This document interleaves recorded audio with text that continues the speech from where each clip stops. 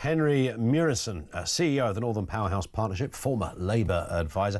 So, Henry, good afternoon to you. As I always do with a budget or a mini-statement, I tend to buy myself a nice bottle of Prosecco ready to pop the cork for the big announcement, that wonderful fiscal rabbit out of the hat. I'm still waiting. Am I alone? Well, there's no rabbits this year because it's not a full budget. Yeah. But what I think we did get was a sort of mini rabbit, a baby rabbit. And that was the extra capital spending. So obviously, we've talked a lot about some of the changes in benefits, some of the changes in what's called revenue spending, that's day-to-day spending.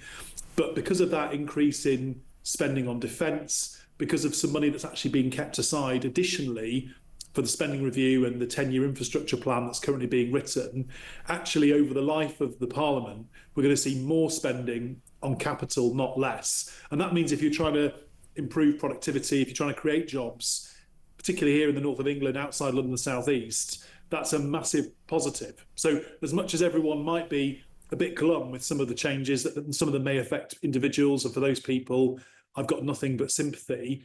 In terms of the economic destiny of the country, as was shown also by the planning reforms being scored as being very much good for growth, I think the Chancellor actually has got a positive story to tell about how she's working on her growth mission, because unless you're getting a bang for your buck from that defence spend, unless you're getting jobs and growth as well as new tanks and new submarines, then it isn't delivering real value for money. And I think the fact that they are going to invest, for example, in innovation around defence, starting, I think, from July, that is a genuinely game-changing opportunity for lots of businesses around the north of England that could, and many of them already are, be a part of that rearmament supply chain. One area, of course, that is almost central to what Labour are doing, Rachel Reeves alongside Angela Rayner and others, is house building.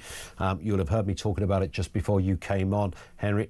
I mean, this is wildly ambitious. And the smart money says it would be extraordinary if 1.5 million homes could be built inside the next, 4.5 years now. What do you say?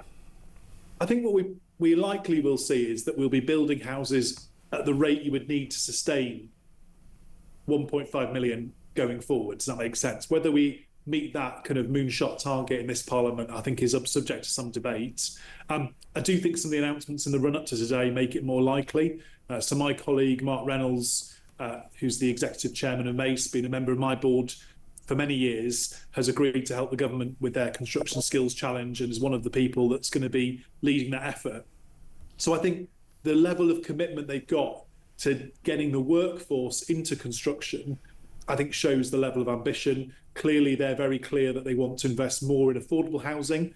That is something where the government can control supply a bit more.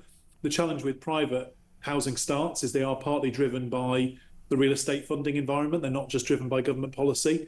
But I think if you take in the rounds the sort of the potential increase in the level of affordable supply, the opportunities, if we can get regeneration right in many parts of the country, in Bradford, for example, got the opportunity to deliver many thousands of new homes, not on the green belt necessarily, but actually on existing urban sites that are currently underutilised. And I think those opportunities for regenerating places, making them better places to live, bringing people to live in and around our city centres. I'm sat in Greater Manchester today, just down the road in the city centre. You can see a city in Manchester that in the 1990s had just been bombed by the IRA, and now it's one of the most desirable places to live in the country. After the IRA did their handiwork, less than 1,000 people lived in the city centre. Now it's pushing 100,000 people living in the city centre of Manchester. It's some of the most desirable housing in the country. So fundamentally, there is real value to be generated for the economy, and there are real opportunities to regenerate our cities, and I look forward to working with the government to achieve that. You sound, Henry, a rare voice of positivity in all of this. I mean, that's great, because we need voices like you, because otherwise we'll all be, I don't know what we'll be, in a corner somewhere, crying our eyes out and sucking our thumbs and howling at the moon. I think that the reality is that, does anyone want to reduce benefits for disabled people? No, they do not. I mean, I've worked in my career as well as in this role. I've worked in the voluntary sector. I was in local government for many years. I know firsthand the pain that will inflict on people, which is why I gave you that caveat at the beginning.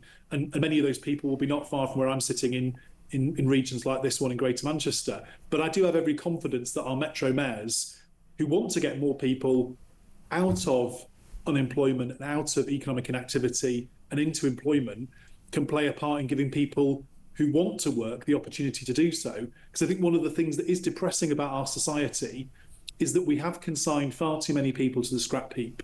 And clearly, what you would want in an ideal world is the government to get people out of that situation only by incentivising them to do so, rather than having to take away money from others to fund that.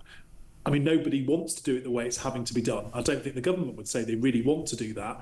But faced with doing nothing, faced with breaking the economy like Liz Truss did and running away with massive deficits, to me, this looks like the right choices. They're not easy choices, but in the face of Russian aggression, in the face of the United States being a less reliable partner, defence spending is the right thing to do, and it will generate jobs in many parts of the north of England for people who want to work. And I have to say I support the government in doing that. Well, time will tell, to coin the obvious cliche. Listen, Henri, always good to speak, sir. Thank you, Henri Murison, CEO of the Northern Powerhouse Partnership.